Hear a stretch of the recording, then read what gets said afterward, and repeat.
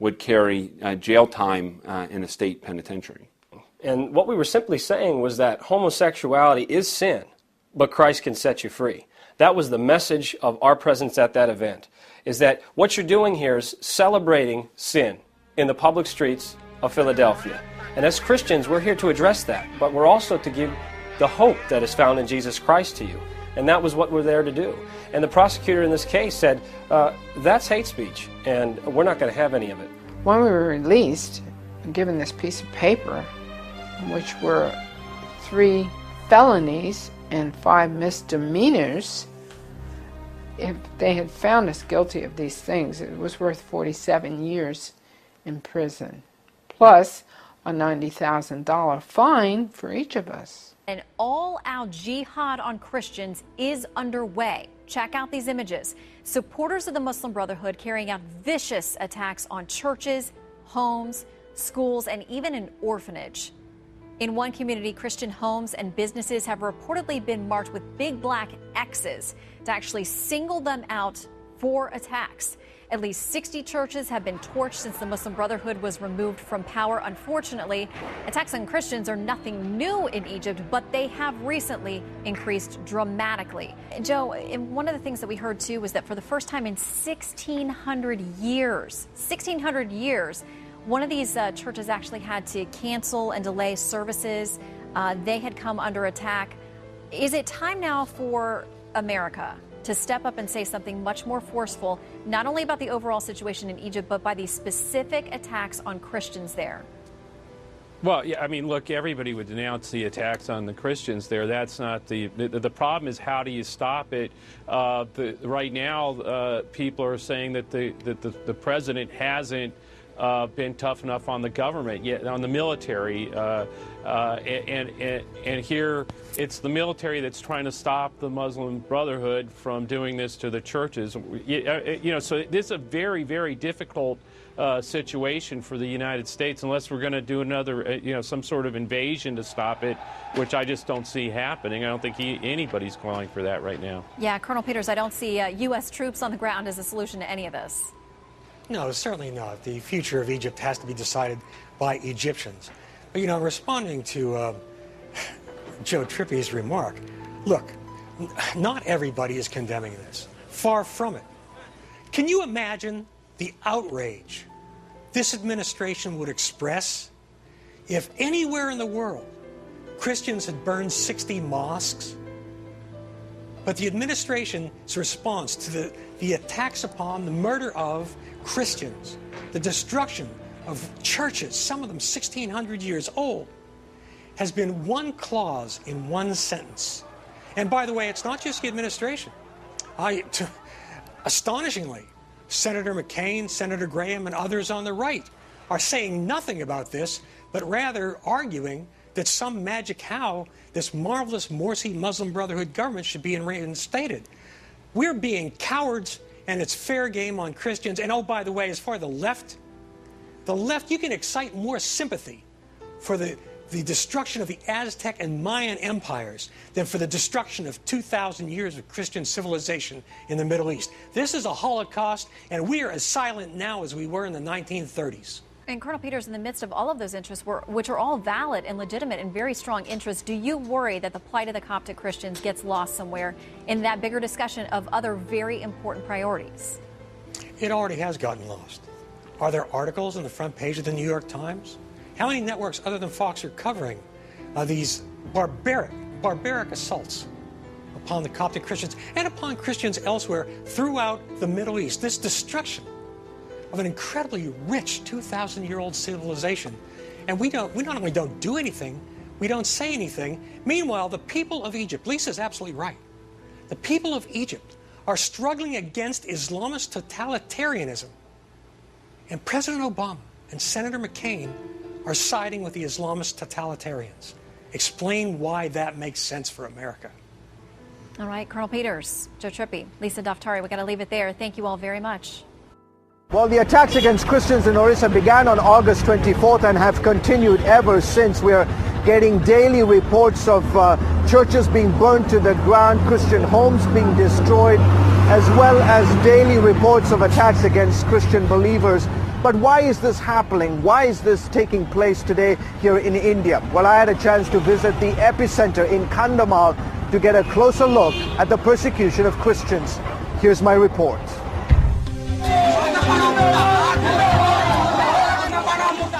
They asked him, "Will you deny Christ and become a Hindu?" He said no. Then I saw the Hindu mob pour gasoline on my brother-in-law and they burnt him alive. They surrounded the church and within minutes the whole building was on fire. I could hear them coming towards my house and chanting, "Come out, Christians, you don't belong here. If your God is real, come out and face us." They broke into the house and started beating me. Then they dragged me out front and pulled out a sword. Another person had an axe in his hand. All I could do was grab my 3 children and run. We ran for our lives into the jungle. We spent nights hiding without food or water. In this remote eastern region of India, Hindu radicals are accused of a deliberate and systematic campaign to eradicate Christians from the land. Every single Christian denomination has been attacked. Our schools, our colleges, our orphanages, everything that Christians own, Christian home, Christian institution, Christian churches have been attacked. For more than a month now, Orissa has witnessed some of the worst persecution against Christians ever in India's history. Violence began a month ago when a Hindu leader was murdered here. Hindu fanatic groups held Christians responsible for it and went on a rampage, an allegation that's been denied by Christian leaders in the area.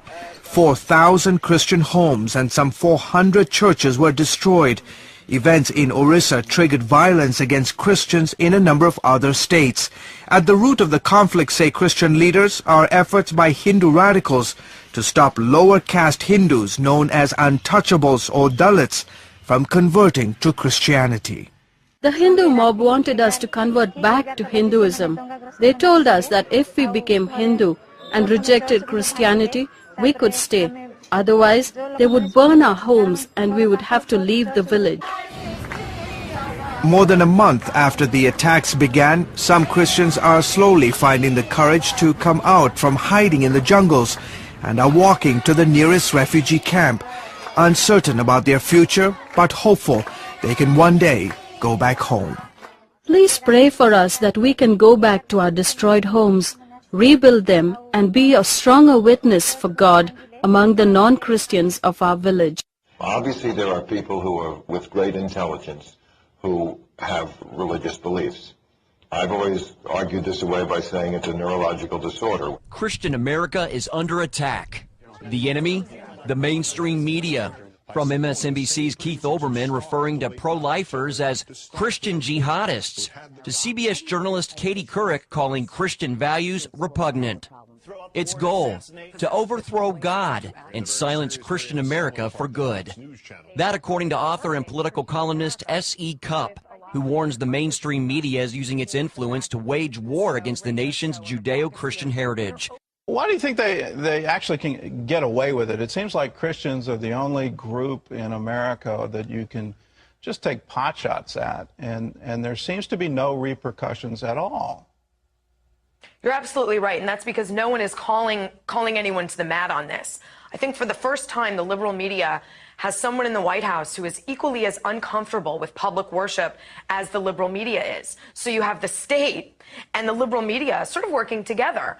Add to that the fact that Hollywood has always been hostile to religion, and that's pop culture, the media, and the White House. Those are 3 very big microphones. And if no one is checking any one of these groups, then it's no wonder this is allowed to go on in such a sort of overt way. Let's take an example that's just hitting the news now, and that's Comedy Central coming out with a new cartoon called JC, and it's obviously mocking Jesus Christ. Christians have complained, but Comedy Central's not doing anything about it. Same network, they had cartoons about Muhammad. Muslims complained, they pulled them. About 70% of the world's population face religious restrictions.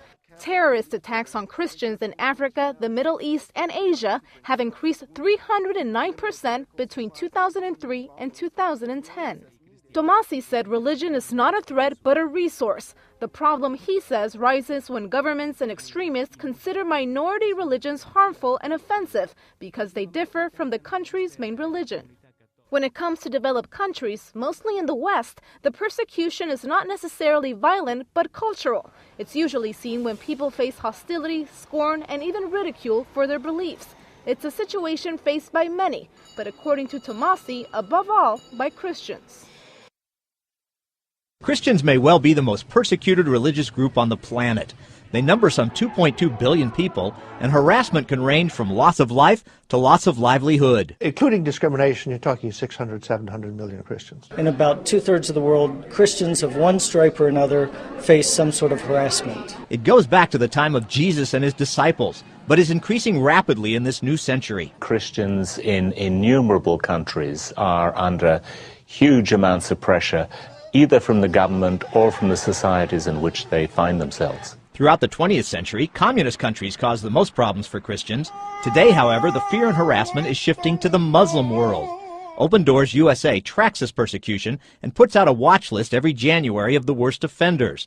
Open Doors President Carl Muller says in this year's top 10, 8 of those are Islamic countries. Iraq jumped into the top 10 this year because of many recent brutal attacks, like the massacre of 58 Christians in a Baghdad church this past October. The level of brutality is almost unbelievable. We're actually labeling it a religious side, as extremists there want to exterminate all Christians from the country of Iraq. Muslim extremists in Pakistan have been killing Christians at an increasing rate for what they call blasphemy against Islam and the Prophet Muhammad. Christians are being accused of blaspheming Islam by converting from Islam to Christianity. This violence is even happening in Muslim countries that were seen as more secular. Christians have started to be killed on religious grounds in Turkey.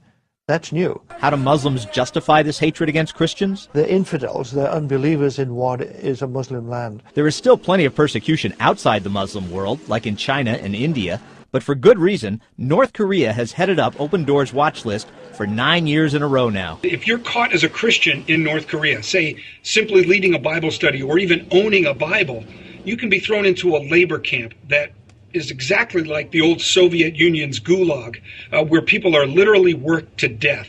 What's surprising is how little you hear about this here in the West, in the very countries that were founded as Christian nations and contain huge Christian majorities. Some blame it on the elites that control the media and educational institutions.